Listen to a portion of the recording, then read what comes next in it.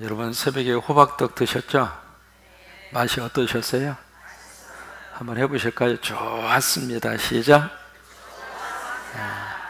이게 지금 새벽에도 만나고 저녁에도 만나고 얼마나 좋아요. 별로 좋은 표정이 아니에요.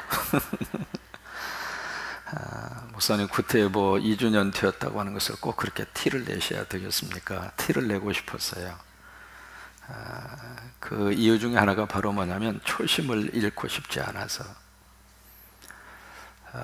저는 이제 30대 초에 너무 일찍 담임 목사가 돼서 이민 목회를 한 교회에서만 20년을 했어요. 여러분 이민 교회에서 한 교회에서 20년 했다 그러면 한번 봐줄만 합니다.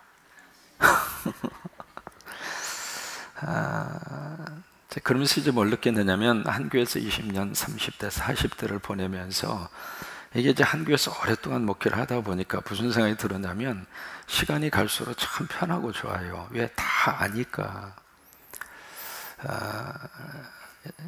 그러면서 이제 또 하나 뭘 느끼느냐면 자꾸 이렇게 굳어져 가요. 그것을 영어로 말하면은 매너리즘에 빠진다, 그렇게 이야기해요. 전에는 설레임도 있었고, 전에는 기대함도 있었고, 목사도 그러고 교인도 그러고 그런 게 있었거든요. 이제 처음에 가서 우리 교인들하고 함께 했던 것이 바로 뭐냐면 기도원에 가자. 그래서 이제 광고를 내고 기도원에 가자고, 팜스프링이라고 하는 유명한 휴양지가 있습니다. 휴양지 그쪽에 온천장을 딱 해서 우리 기도원에 가겠다 광고를 딱 하니까 몇 명이 왔냐면 5명 왔어요. 5명 중에 한 분이 누구냐면 박종훈 씨라는 영화배우 있잖아요. 영화배우 외할머니가 저희 교회 권사님이셨어요. 이제 그 외할머니 그분하고 그리고 그분 따님하고 또 이제 나머지 한 3분하고 5분이 기도원에 오셨는데, 처음에 그렇게 기도원에 대한 집회를 그때 그렇게 시작을 했어요. 이제 그 다음부터 이제 기도원 집회를 할 때마다 교인들이 막 설레임이 있는 거예요. 왜냐하면 기도원에 가면 올라갈 때는 맨정신으로 갔지만 내려올 때는 정신이 하나도 없이 내려오는 거예요. 왜? 혼을 다 빼버리는 거예요. 그냥. 여러분, 우리가 세상 맨정신으로 살아갈 수 있어요? 지금 우리 세상 맨정신으로 살아갈 수 없거든요. 그러니까 혼을 다 빼버리는 거예요. 어떻게 빼느냐? 그냥 찬양을 해도 그냥 찬양 안 합니다. 제가요, 저희 집에 유명한 음악가가 있잖아요. 차이콥스키라고. 그래서 찬양을 참 좋아하고 찬양했다 하면은 그냥 뜨리박자를 막 저기 하면서 막 그냥 앞에서 찬양하기 시작하면, 그리고 제 목소리가 뽕짝 목소리입니다. 그래서 이제 찬양하면서 목이 쉬도록 같이 찬양하고, 그리고 내려올 때 같이 안수하고, 그리고 내려오고 나면 너무 은혜가 돼요. 이 기도원에 한번 갔다 오고 나면 거의 한 3주 내지 4주는 목이 쉬어서 말이 나오지 않을 정도로 그런 어떤 기대감이 있었고 설렘이 있었고, 그렇게 이제 목표를 해나가는데, 이게요 10년 지나고 15년 지나고 20년 가까이 지나면서 뭘 느끼느냐면 이게 똑같은 일의 패턴의 반복처럼 느껴지는 거예요. 이게 목사만 매너즘에 빠지는 것이 아니라 교인도 똑같더라고요. 여러분, 한 재단 오래 섬기는 걸 참 고마워요. 참 감사해요. 그러나 한 재단을 오래 섬겼기 때문에 영적으로 굳은살이 안 박혔으면 좋겠어요. 영적으로 매너리즘에 안 빠졌으면 좋겠어요. 왜냐하면 똑같은 것을 이렇게 반복을 하다가 보니까 그것이 내 삶의 한 일부분이 된 것은 너무 감사하거든요. 그것은 너무 하나님의 은혜이고 축복이고, 여기 오는 것이 너무 행복하고, 여기 오는 것이 집에 있는 것보다 훨씬 더 편하고 그래서 너무 좋은 것은 너무 감사하고 좋은데, 또 하나 영적으로 그것이 어떤 매너리즘에 빠지는 그런 가능성이 있다 이 말이에요. 그래서 이제 어떤 마음이 들었느냐면, 내가 이제 다시 한국으로 돌아오면서 어떤 생각이 들었느냐면, 앞으로 목회하면서 내가 초심을 잃지 않도록 내 스스로가 노력을 하자. 그렇게 해서 이제 제가 오늘 처음으로 우리 성광교회 4대 담임 목사로 부임을 한 차상영입니다.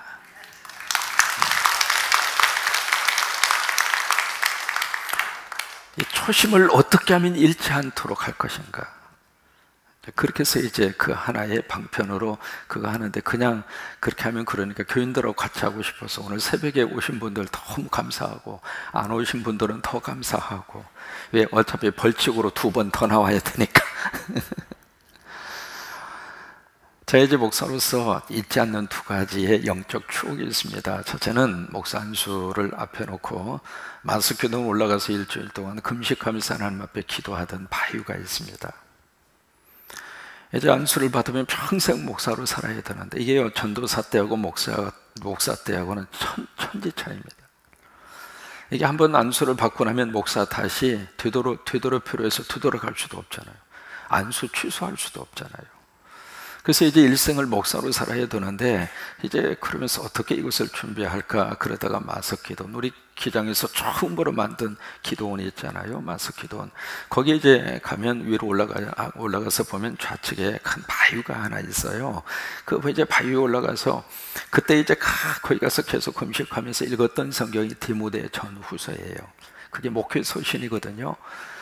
목회를 하고 있는 디모데에게 하나님이 바울이라고 하는 하나님의 종을 통해서 목회자에게 주시는 하나님의 엑기스의 말씀이 디모데 전후서 그 말씀 속에 그대로 담겨져 있거든요. 그래서 제가 이제 그 말씀을 안수받기 전에 읽으면서 내가 영적으로 디모데다 생각을 하고 디모데 전후서를 계속 묵상하고 읽었어요. 읽으면서 이제 그 바위 위에 올라가서 무릎을 꿇고 기도하는데, 참 묘해요. 바위 위에서 무릎 꿇고 기도하면 참 기도가 처음에는 잘 됩니다.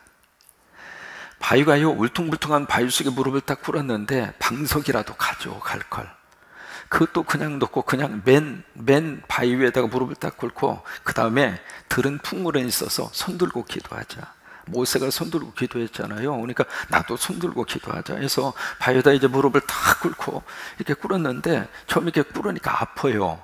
뭐가 나 있잖아요. 그래서 이렇게 움직여 보니까 여기도 가도 저기도 가도 다 똑같아. 울퉁불퉁해. 바위를 골라도 어쩜 그런 바위를 골랐는지 말이죠. 어떻게 한번 꿇었는데 일어날 수도 없잖아요. 그리고 이제 2손 들고 하나님, 이 부족한 종의 이제 안수를 받습니다. 하나님께서 하나님의 종으로 살아야 되는데 모세처럼 이 손을 꼭 잡아주시고 그렇게 기도했어요. 손을 잡고 하면서 이제 기도를 하는데, 초반전에는 정신 집중이 돼서 기도를 하다가 그 다음에는 모든 시선과 관심이 이 무릎으로 가는 거예요. 너무 아프니까. 이게 이제 무릎을 꿇어도 좀 지혜롭게 좀 이렇게 꿇는다거나 그러면 좋은데, 위에다가 해서 이제 이렇게 해서 힘을 주고 이렇게 꿇으니까 그때는 제가 상당히 날씬했거든요. 그래도 이제 그 등치 체중이 있으니까 이 하중 때문에, 이 뒤에 누르는 힘 때문에 그 바위 위에 이게 무릎하고 이 장톤지 이게 얼마나 아픈지 말이죠. 거의 다 이제 손까지 들었잖아요. 그러니까 나중에는 이게 기도가 어떻게 되느냐면 그냥 주여가 아프니까, 그러면서 이제 쉽게 이걸 내릴 수 없는 거가, 내가 이거 내리면 목회 끝난다. 참 순진했어. 모세가 손 내렸을 때 이스라엘 백성들이 패배하고 진 것처럼 내가 이 손 내리면 영적으로 내 목회가 실패한다. 어디서 그런 생각이 들었는지 몰라도 어쨌든 이제 그런 마음으로 악착같이, 왜? 기왕이면 하나님이 나 크게 써달라고. 제 뒤에는 어떤 아멘 해주신 분은 하나님의 복이 임할 줄로 믿어요. 어차피 저는 뒤에 신앙적인 배경이 하나도 없습니다. 제가 믿음의 일대예요.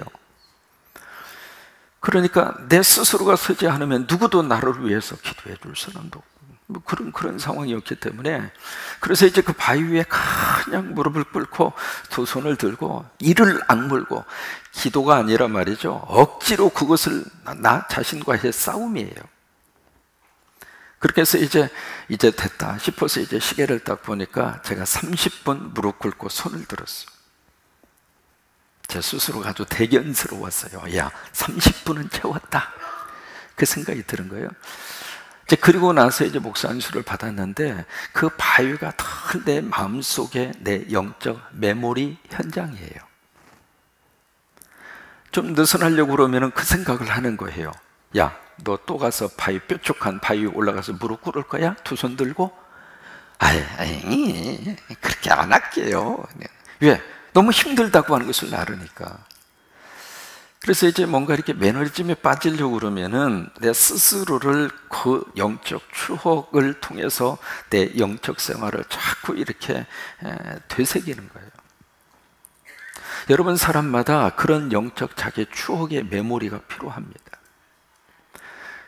믿음 생활하다 보면 자꾸 믿음이 계속 충만한 건 아니거든요. 쭉 올라가다가 어느 날 갑자기 팍 하고 떨어지기도 하고, 어느 날 갑자기 예수님이 확신으로 팍 믿어지다가도 어느 날 갑자기 예수님 정말로 십자가 돌아가셨나 부활하셨나 고개를 갸우뚱거리고, 그게 정상이에요.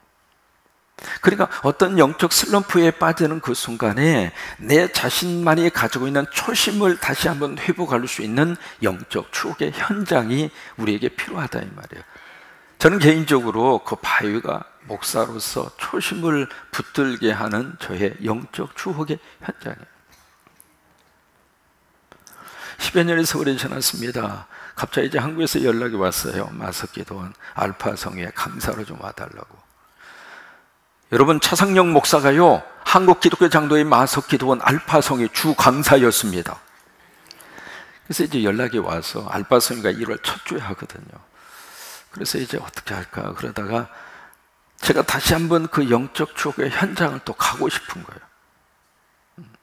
그래서 이제 미국에서 30여 년 동안 목회하다가 그 마석기도원 알파성교회 강사로 딱 와서 얼마나 추운지, LA 지역의 그 따뜻한 날씨에 그 속에서 살다가 몸이 이제 완전히 거기에 다 적응이 됐잖아요. 이 다시 와가지고 저쪽 인천공항에서 공항 거기에 문을 열고 팍 나가는데 하도 추워가지고 나갔다가 도로 들어갔어요. 이놈의 나라가 왜 이렇게 춥냐고 말이야. 더 그렇게 추위를 느낀 거죠. 그때가 영하 17도였습니다. 그래도 이제 거기 마석기도원에 가니까 눈이 소복히 쌓여져 있는데, 도착을 해서 가장 먼저 찾아간 곳이 그 바위입니다. 바위에 다시 한번 엎드려서, 그때 처음에 목사 안수 받기 전에 두렵고 떨렸던 그 마음과 그 초심, 그걸 다시 한번 느끼고 싶었어요. 또 하나, 개인적으로 제가 목사로서 초심을 잃지 않게 하는 두 번째 것이 있어요. 그것이 바로 뭐냐면, 저는 이제 6살 때 어머님 세상 떠나시고, 이제 아버님 그리고 뭐 여러 가지 그런 가족적인 그 사연이 있는데, 하나님이 저에게 신앙적인 부모님을 붙여주셨어요.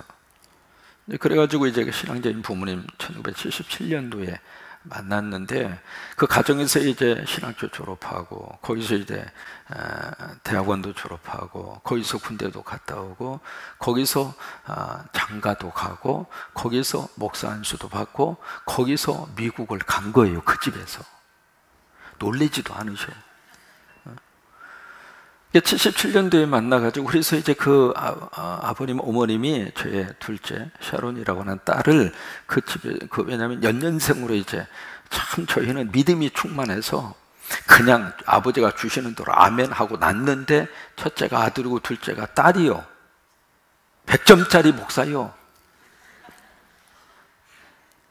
그래서 연년생으로 이제 아기를 낳고 보니까 그 아이를 키울 수 있는 그런 환경이 못 되는 거예요. 집사람이 일 나가야지, 저는 학교 가야지, 목회해야지, 애 둘을 어떻게 해요? 그래서 이제 100일 된 그 아이를 한국으로 보내서 돌 될 때까지 그 믿음의 어머님, 아버님이 키워주셨어요. 그러니까 그 관계라고 하는 것은 말할 수 없을 정도 그런 관계예요. 그 관계가 언제까지 지속이 됐느냐면 77년도에 만나서 2008년까지. 여러분, 예수 믿는 사람은 예수 안에서 한번 만났으면 천국까지 가야 돼요. 뭐 세상 사람처럼 달면 삼키고 쓰면 뱉고, 그건 예수 믿는 사람의 삶의 태도가 아니에요. 믿음 안에서 우리가 만났으면 좋을 때도 있고 싫을 때도 있고, 그건 정상인 거예요. 그러나 적어도 우리 믿음 안에서 하나님의 관계를 맺도록 해주셨으면 어디까지 가야 되는가? 천국까지 가는 거예요. 77년도에 제가 그 집에 딱 들어가니까 가장 많이 나온 말이 무슨 말이냐면, 아유, 저 관계가 얼마나 가겠어? 참 사람이 말이죠, 입이 가벼워요. 자기 일도 아님에도 불구하고 다른 사람의 일에 대해서는 참 가볍게 평가하고 가볍게 판단하고 가볍게 말을 해요. 그 이야기를 참 많이 했어요, 주변에서. 근데 77년도에 만나서 2008년까지 보통 관계가 아니죠.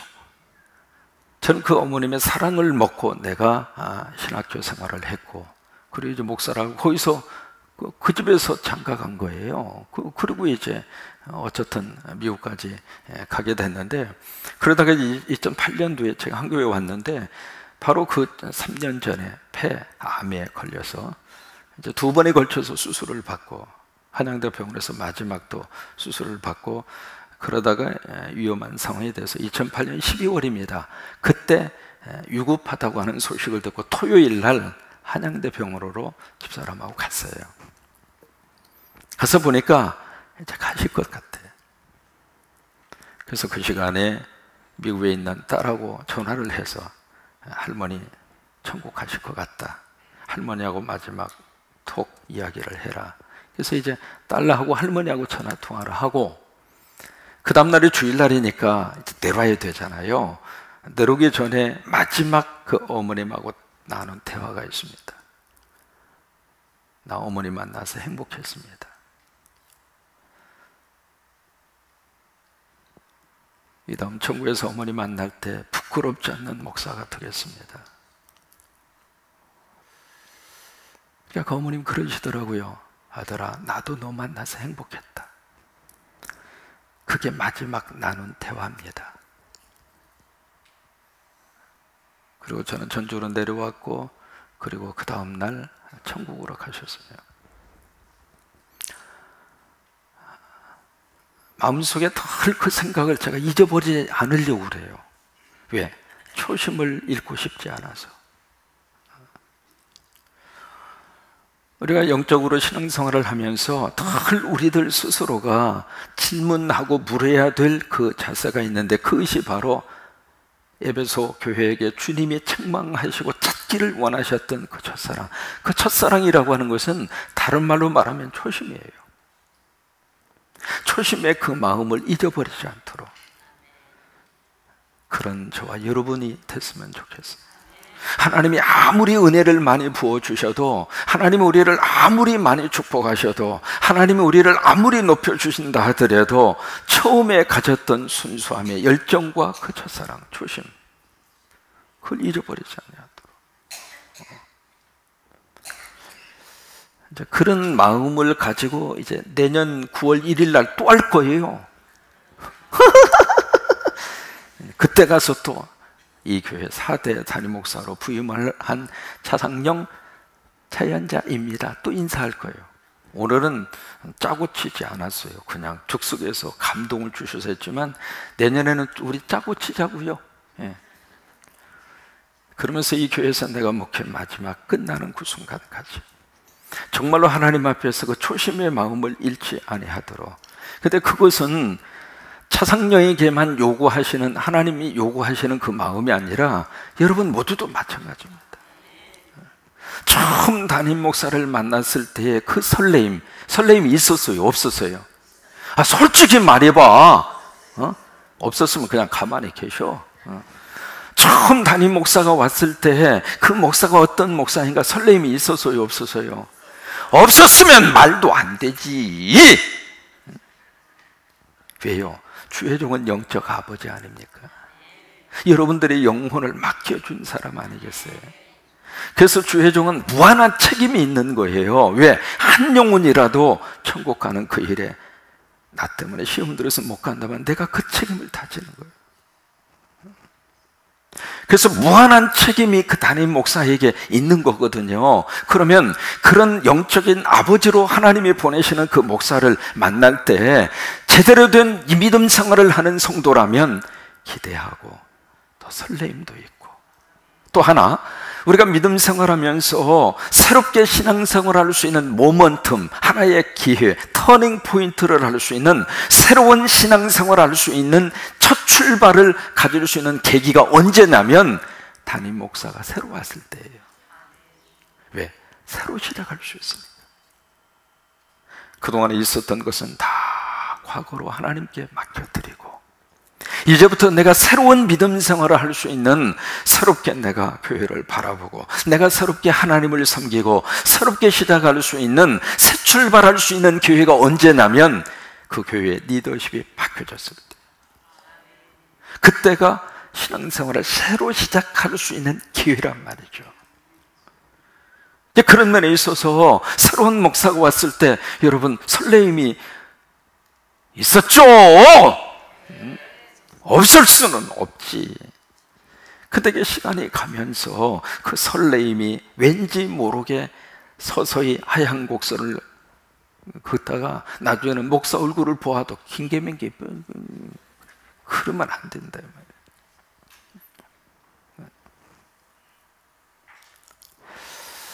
그래서 오늘을 중심으로 해서 저도 새로 시작하고 여러분도 새로 신앙생활을 시작하시고, 그래서 오늘부터 내가 처음 하나님 예수 그리스도 만나고 성령님 받으면서 너무 행복했던 그 순간, 하나님의 성전에 찾아오면서 너무 감사했던 그 순간, 아니 내가 이 순간에 딱 앉아서 아버지 하는 순간 나도 모르게 가슴이 울컥하면서, 오늘 아침 우리 고장로님 기도하시는데 그냥 묵사로 울려, 그냥 가슴 뭉클하면서.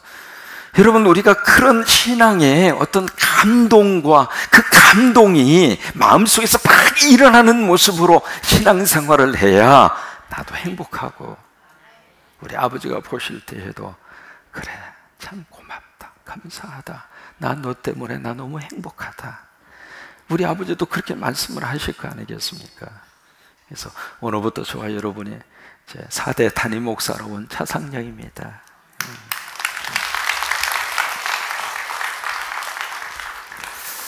이제 오늘부터 아가서를 시작을 합니다. 이제 에스더를 지난주까지 해서 마치고요. 여러분, 구약 성경이 모두 몇 권이죠? 39권입니다. 근데 이 39권을 어떻게 크게 구별을 하는가? 첫째로 모세 오경이 있습니다. 모세 오경은 몇 권이냐면 5권입니다. 뭐죠? 창세기, 출애굽기, 레위기, 민수기, 신명기. 이게 모세 오경입니다. 그 다음은 뭐가 있느냐면 역사서가 있습니다. 히스토리를 다루고 있는 거죠. 이 히스토리는 바로 구약의 이스라엘의 역사예요.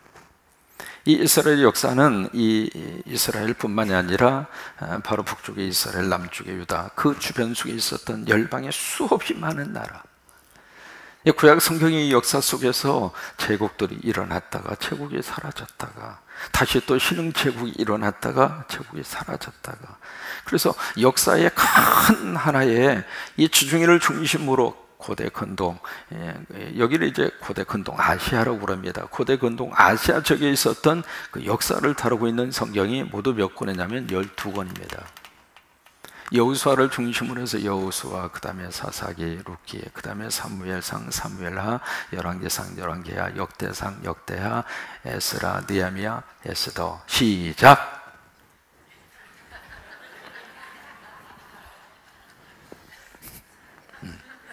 그렇게 해서 모두 몇 권? 12권. 이게 역사서예요. 역사서. 그 다음에 또 뭐가 있느냐면 시가서라고 하는 게 있습니다. 시가서는 모두 몇 권이냐면 5권입니다. 5권인데 욥기, 그 다음에 잠언, 시편, 전도서, 아가서. 시작!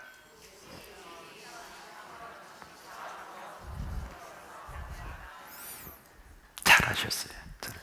그것을 가려서 시가서라고 합니다. 왜 시가서라고 그러냐면 시, 쌈, 시와 가라고 하는 것은 노래라고 하는 뜻입니다. 그러니까 노래와 그리고 시로 모아져 있는, 그래서 이것을 가르쳐서 하는 말로는 지혜서라 그렇게 표현을 하기도 합니다만은 시가서라고 하는 성경이 5권이 있습니다. 그 다음에 예언서가 있습니다. 예언서가 모두 몇 권이냐면 17권입니다. 17권인데 예언서를 크게 둘로 나누어요. 대예언서 또는 선지서, 같은 말입니다. 대예언서, 선지서가 몇 권이냐면 5권입니다. 선지서 이제 예레미야, 에가, 그 다음에 뭐가 있을까요? 이사야, 그 다음에 에스겔, 다니엘. 자, 이사야, 예레미야, 에가, 그 다음에 에스겔, 다니엘. 시작.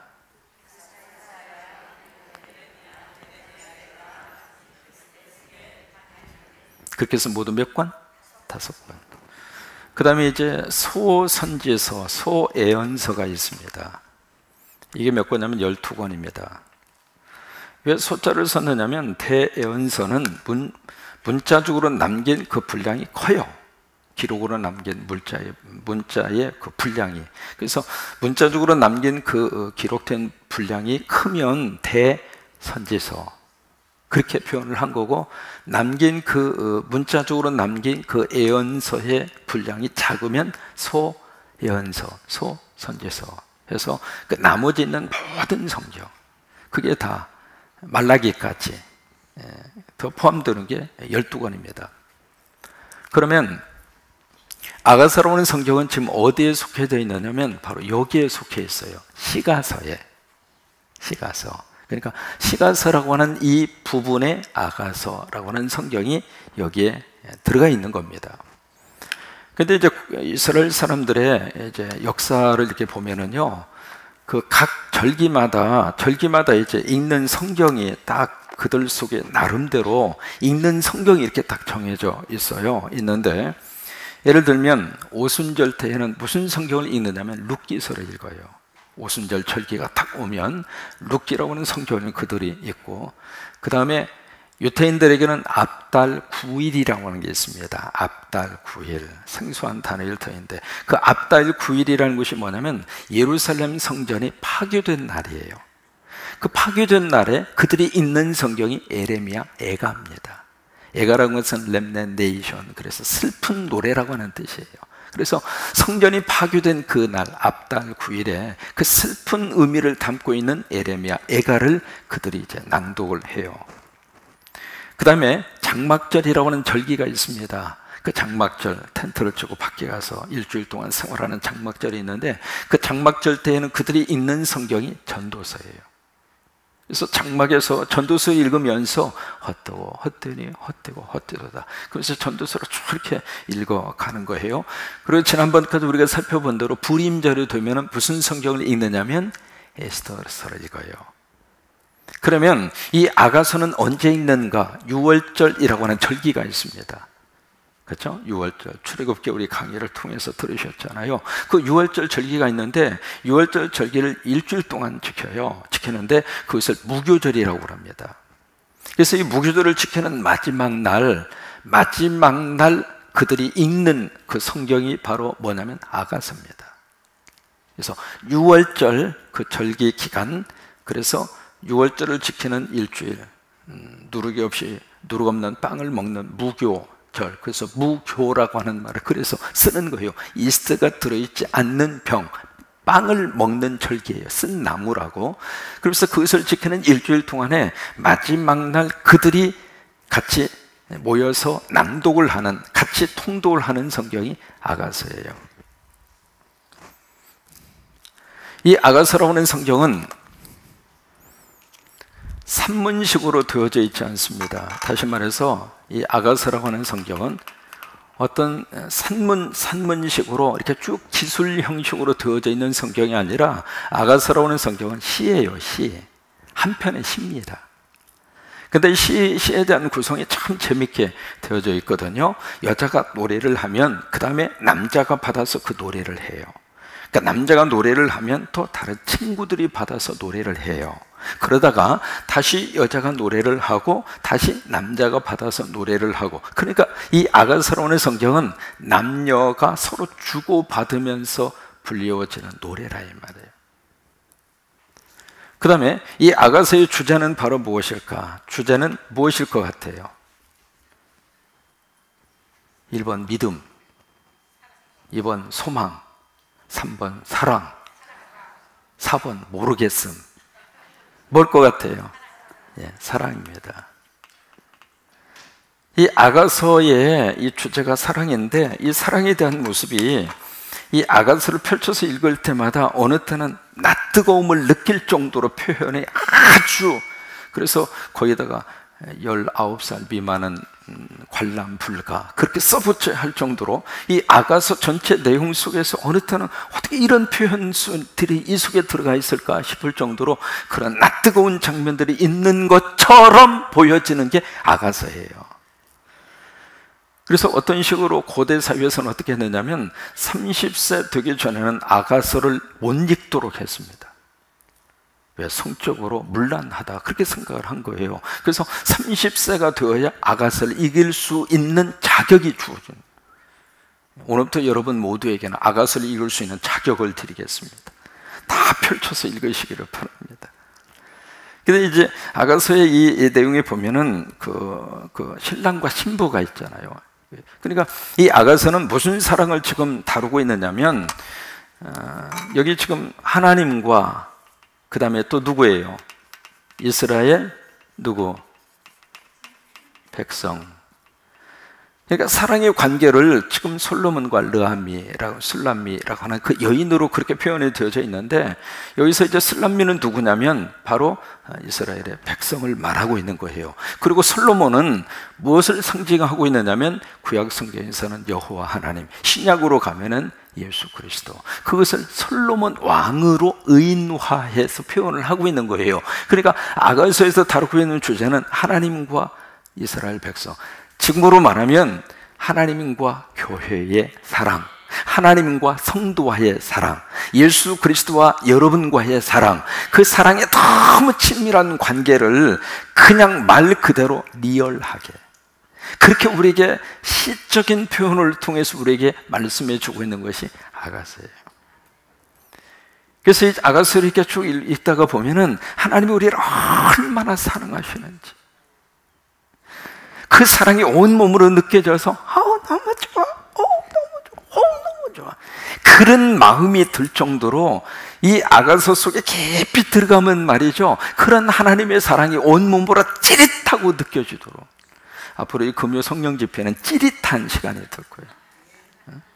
그 하나님의 사랑이 우리들에게 얼마나 우리들 속에 우리가 표현할 수 없을 정도로 하나님의 사랑이 구체적으로 내 속에 어떻게 임하여 오는가라고 하는 것을 이 아가서를 통해서 하나님이 우리에게 다 보여주는 거예요. 앞으로 금요 성령 집회 오시는 분들마다 하나님이 그 복을 주실 거예요. 하나님의 사랑을 온몸으로 느끼는 그와 같은 하나님의 축복의 역사를 맛보게 될 줄로 믿어요. 그러면서 1절을 보시면 1절의 말씀이 그렇게 시작합니다. 누구의 아가라고 그랬어요? 솔로몬의 아가라. 이 아가라고 하는 말을 영어로 Song of Songs라고 하는 말을 써요. Songs라고 하는 게 복수잖아요. 복수. 그러니까 노래들 속에 있는 노래다, 그 말이에요. 그러니까 아가라고 하는 이 단어 뜻 자체가 많은 노래들이 있는데 그 중에 하나의 노래라고. 그러니까 모든 노래 중에서도 최고의 으뜸 가는 노래다, 그 말이에요. 근데 이 노래가 땅의 노래입니까? 하늘의 노래입니까? 하늘의 노래예요. 세상적인 노래입니까? 아니면 영적인 노래입니까? 영적인 노래예요. 그러니까 이 아가서를 세상적인 관점으로 아가서를 들여다보면은 낯뜨겁죠. 근데 이것을 영적인 관점에서 이 아가서의 내용을 들여다보면 너무 행복한 거예요. 그러니까 노래는 노래지만은 이 노래 자체가 벌써 틀린 거예요. 이게 땅에서 나오는 노래가 아니고 세상적인 그런 노래가 아니고 이게 정말 하늘을 향하여 바쳐지는 영적인 노래. 이게 사람이 말이죠, 무슨 노래를 부르느냐, 특별히 재미있는 그 글을 언젠가 소개해 드렸던 것 같은데, 가수는요 자기가 부른 노래대로 운명이 바뀌어지더라고요.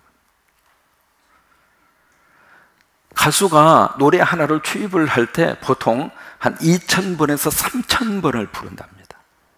그 녹음을 하기 전에. 그래서 가수는 말이죠, 어떤 상황 속에 딱 갖다 놓아도 몸에 그 노래, 특별히 자기가 좋아하는 노래, 히트친 노래, 그 노래는 말이죠 한두 번 불러봤겠어요? 근데 가수는 히트친 곡 2곡만 있어도 평생 먹고 살아. 노래방에서 그 자기의 저장도 나오지. 그리고 어디 가서 불러달라면 꼭 그 노래만 불러달래. 그러니까 다른 거 신경 쓸 필요가 없거든요. 근데 목사는 똑같은 설교 또 하면 그냥 인상부터 쓰는 거예요. 근데 이 가수가 이 히트곡 하나를 만들기 위해서 보통 2,000에서 3,000번 그 이상으로 그 노래를 부르고 또 부르고 그러다 보니까 그 자기가 부르고 있는 노래 가사가 온 몸의 세포까지 그대로 각인이 되는 거예요. 그러다 보니까 자기가 부른 노래대로 그 운명이 그렇게 흘러가는 거예요. 여러분, 신신애라고 하는 가수가 있잖아요. 여기도 작아 저기도 작아, 그 노래 있잖아요. 작아. 근데 자기가 그 노래 실컷 부르고 그 사람이 사기당했어요. 작아한테. 참 좀 신기하잖아요. 독도는 우리 땅이라고 노래를 부른 사람이 정선태라고 하는 가수예요. 독도는 우리 땅, 그 노래 부른 사람이. 근데 독도는 우리 땅 그 노래를 부르면서 그 사람이 독도 명예 시민이 됩니다. 제가 노래 부른 대로 이제 그대로 이루어지게 된 거예요. 여러분, 노사연 씨 아시잖아요. 노사연 하면은 떠오르는 노래가 뭐예요? 우리의 만남은 우연히 아닌 갭이여 나오는 만남이라는 노래 있잖아요. 근데 그 노사연 씨가 결혼을 이제 안 했는지 못 했는지 어쨌든 그렇게 이렇게 지내시다가 그 만남이라는 노래가 히트치면서 진짜로 만났어요. 이무송 씨. 그래서 시집가서 잘 살잖아요. 여러분, 조미미 씨라고 하는 가수 아시잖아요. 그분이 부른 노래가 뭐죠? 저 바다가 육지라면.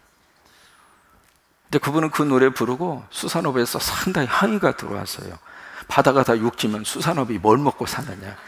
그래가지고 항의가 들어오기도 했습니다만, 그 조미미 씨가요 35살 될 때까지도 사실은 결혼 저희가 없었어요. 그런데 그 저 바다가 육지라면 그 노래를 히트를 치고 나서 세상에 제1교포가 와가지고 시집간 거예요. 이게 좀 신기하잖아요, 이게. 여러분, 가만히 생각해 보세요. 이 사람이 시집을 갔는지 안 갔는지. 아무도 날 찾는 이 없는 외로운 이 산장에 시집 갔을까요? 못 갔을까요? 누가 와야 역사가 일어나지. 이런 산장에 혼자 가만히 있는데 무슨 사건이 터져요. 차라리 그렇게 노래 부른 가수보다도 날 보러 와요, 날 보러 와요, 그 사람이 훨씬 기회가 더 많지. 자기 부르는 사람이 그만큼 더 많으니까. 낙엽 따라 가버린 사랑을 부른 차중낚시. 같은 종씨입니다마는 낙엽처럼 일찍 갔어요. 간다 나는 간다를 부른 김정호 씨. 이 사람은 계속 노래만 부르면 간다 나는 간다 나는 간다. 근데 진짜 갔는데 너무 빨리 갔어. 30도 안 돼서 김정호 씨가 갔어요. 이게 우연치고는 너무 이상하잖아요. 그러니까 그걸 쭉 이렇게 데이터를 분석을 해보니까 이 가수들이 자기가 부른 노래대로 그의 운명이 가더라 이 말이에요. 그 대표적인 긍정적으로 운명이 바뀐 사람이 누구냐면 송대관 씨잖아요. 한국에서 이제 어떤 경제적인 어려움이 있어서 LA 지역으로 오셔서 막 고생을 많이 하셨어요. 접시 닦고, 그 다음에 잔디 깎고, 페인트 칠하고. 그리고 사시다가 이게 노래할 기회만 있으면 꼭 송대관 씨가 부르던 노래 뭐예요? 여러분도 아시네요?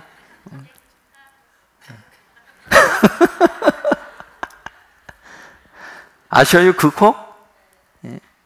쨍하고 해 뜰 날 돌아온단다. 쨍하고 해 뜰 날 돌아온단다. 꿈을 안고 왔단다. 내가 왔단다. 슬픔도 괴로움도 모두 비껴라. 안 되는 일 없단다. 노력하면은 쨍하고 해 뜰 날 돌아온단다. 헤이! 쨍하고 해 뜰 날 돌아온단다. 박수 벌써 나오잖아요. 계속 기회만 있으면 송대관 씨가 그 노래를 불렀어요. 근데 LA 살면서 그분 절대로 쨍하고 햇볕을 그런 인생이 아니었어요. 근데 그렇게 살면서도 늘 노래는 내 인생에 쨍하고 햇뜰 날 돌아온다고. 그 노래를 계속 이렇게 불렀는데 말 그대로 그분 다시 한국에 들어오셔가지고 가수왕 됐어요. 좀 신기하잖아요. 그러니까 무슨 노래를 부르냐에 따라서 노래대로 그 운명이 갈라지더라 그 말이에요. 우리 예수 믿는 사람도 찬양도 마찬가지입니다. 여러 가지 많은 찬양이 있잖아요. 그 찬양 속에서 여러 가지 뭐 이제 멜로디도 그렇고 가사도 그러고. 근데 이제 어떤 교회 이렇게 가서 보니까 늘 찬송을 부르는데 멀리 멀리 갔더니, 그러니까 교인들이 자꾸 멀리 가는 거예요.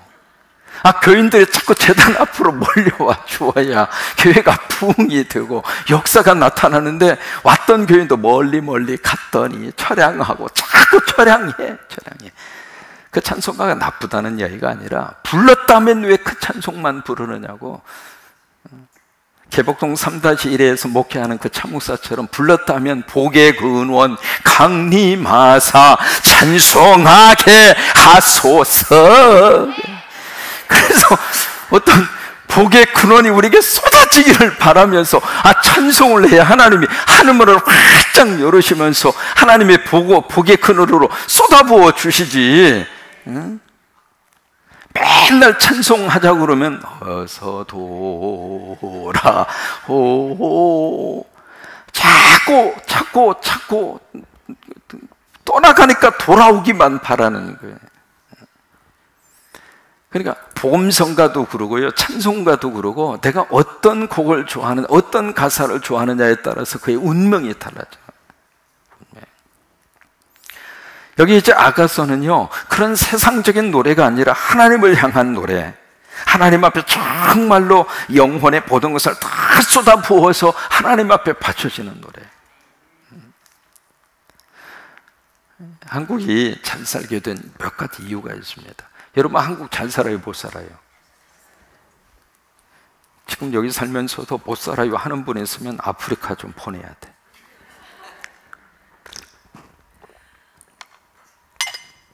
우리가 이제 상대적인 빈곤감은 어쩔 수 없습니다만은, 절대적인 기준치로 봤을 때 한국에 살고 있는 분들은 잘 사는 분들이에요.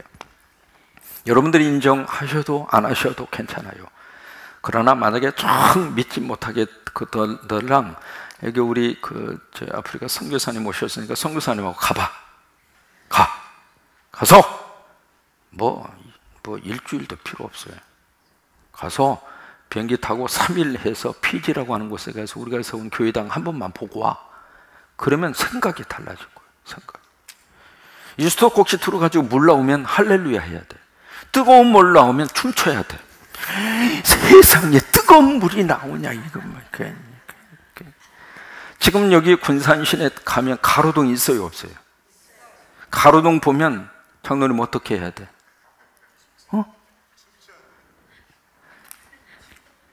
더 이상 말할 필요. 그러면 한국이 그래도 이만큼 잘 살게 된 몇 가지 이유가 있습니다. 영적인 이유도 있고 여러 가지 이유가 있는데, 그 중에 두 가지를 하나 이야기를 해드리고 싶은, 첫째로 잘 살게 된 이유 중에 하나가 뭐냐면 새벽을 깨웠어요. 여러분 혹시 기억나십니까? 어렸을 때 자고 있으면 확성기로 막 노래를 틀어줍니다. 새벽 종이 울렸네. 그 다음에 뭐예요? 새 아침이 밝았네. 우리 모두 일어나. 이게 확성기로 그냥 계속 틀으면서 늦잠도 못 자. 그러니까 뭐냐면 새벽을 깨우게 만든 거예요. 전 국민의 새벽 기도화. 그 새벽에 잠을 안 재웠어요. 다 깨웠단 말이죠.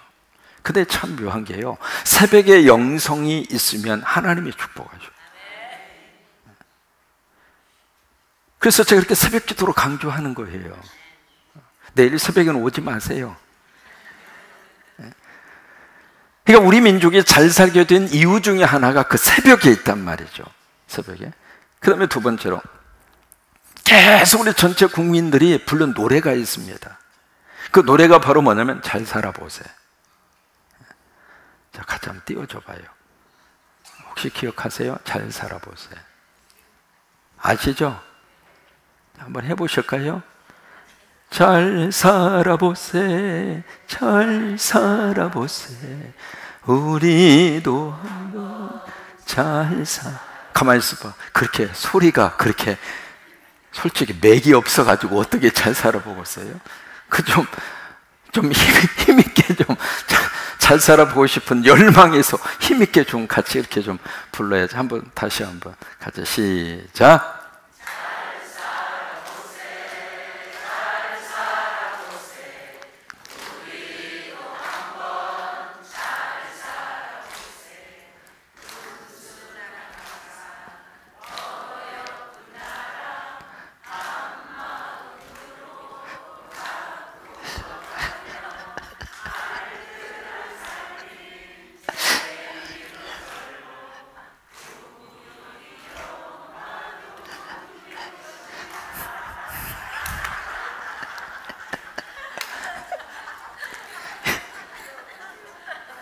우리 성광교회 노래 실력 다 나오네.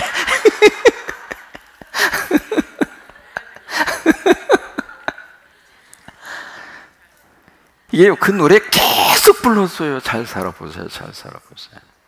근데 노래대로 되는데, 노래대로 그 가사대로 되더라 이 말이에요. 그래서 이 아가서를 우리가 통해서 이 하나님의 노래를 불러서 부를 때마다 이 아가서의 가사대로 그렇게 되시기를 바랍니다. 그 다음에 2절을 보십니다. 2절에 내가 입맛 주기를 원하노니 내 사랑이 포도주보다 나음이로다. 여기 내게 입맛 주기를 원하니, 거기 보면 지금 여기 슬람미라고 하는 여인이 지금 노래 부르는 거예요. 2절은. 그러니까 슬람미라고 하는 여인이 어떻게 노래를 부르냐면 내게 입맛 주기를 원하는 분이 있구나. 그분이 누구냐면 솔로몬 왕이라 그 말이에요. 솔로몬 왕이 지금 슬람미 여인과 입맞추기를 원한다 그 말이에요. 여러분, 입맞춤이라고 하는 것을 영어로 뭐라고 그래요? 키스. 북한 말로는 뭐라고 그래요? 북한 말로 조동아리 접선.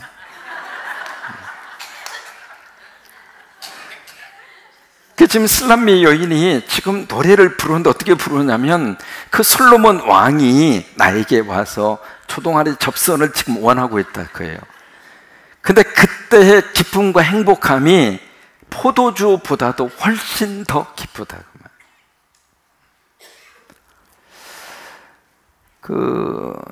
여러분, 이 키스가 사랑에 대한 표현이잖아요. 사랑의 표현. 여러분, 미국에서는 그렇게 가르칩니다. 가정에서 자녀들이 아주 행복한 그런 자녀로 자라기를 원한다면 부부가 자녀들 앞에서 하루에 3번씩 조동아리 접선하는 것을 보여주어라. 교육상 그렇게 좋은 게 없다는 거예요. 근데 우리는 그것을 몰래 하는 거예요.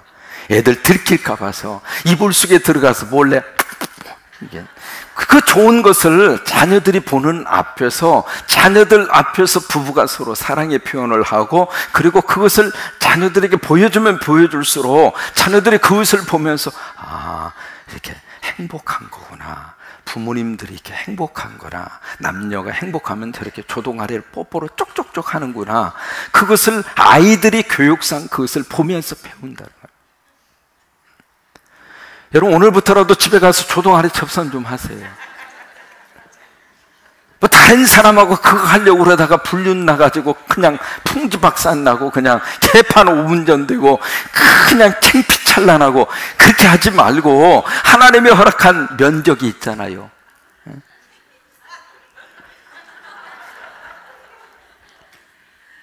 목사님, 저는 앞서 가가지고 없어요. 그러면 주님하고요. 왜 지금 슬람미 여인이 그러잖아요. 솔로몬 왕, 바로 그 주님이 나와 키스하기를 원하시는구나.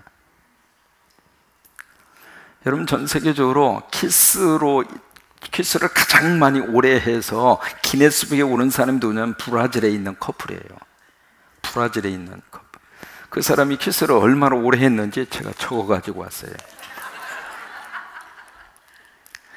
62일 8시간 15분을 했어요. 그래서 어떻게 62일 8시간 15분 동안 그렇게 했을까 자세히 들여다보니까 매일 아침 7시 30분에 딱 시작을 해서 다음날 2시 반, 새벽 2시 반에 딱 끝난 거예요.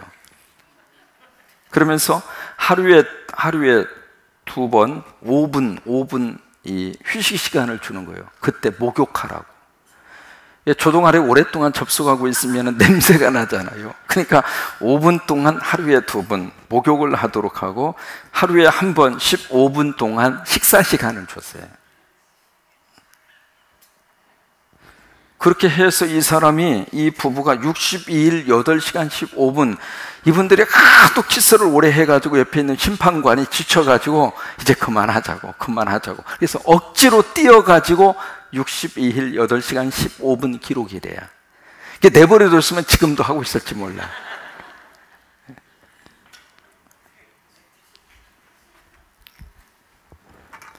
사랑의 표현 중에 가장 신체적으로 사랑의 진한 감정을 느끼는 것이 키스이고 입맞춤이고 조동아리 접선이라는 거예요. 그 좋은 걸 왜 안 하느냐고요. 그럼 여러분 표정, 목사님은 하세요? 그 표정 같아? 그 좋은 것을 자녀들 앞에서 사랑하는 허그하는 거 있잖아요. 이렇게 사랑한다고. 그 표현도 좀 하셔야 되고. 저 윗동네 신혼 커플은 고개 숙이지 말고, 그러니까 세월이 흐르고 나이가 들어간다 하더라도 사랑의 감정은 늘 새롭게 갖는 게 좋아요. 어떤 사람 키스하라고 그랬더니 세상에 틀니가 빠져가지고